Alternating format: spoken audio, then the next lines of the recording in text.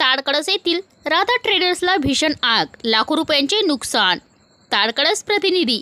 ताडकळस येथील माजलगाव ते नांदेड राज्य महामार्गावर लागून असलेल्या ताडकळस तालुका पूर्णा येथील नवा मोढा बाजार समिती परिसरात असलेल्या व्यापारी गणेश कवटेकवार यांच्या राधा ट्रेडर्सला दिनांक 23 मार्च रोजीच्या रात्री 11 ते 12 वाजता दरम्यान शॉर्ट सर्किटने भीषण आग लागून यामध्ये लाखो रुपयांचे दुकानातील सामान जळून खाक।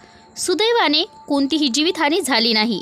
लागलेली आग एवढी भयानक होती की विझवण्याचा स्थानिक नागरिकांनी प्रयत्न केला, परंतु आग ताबडतोब आटोक्यात न आल्याने शेवटी परभणी व पूर्णा येथील अग्निशामक दलाची गाडीला पाचारण करण्यात आले।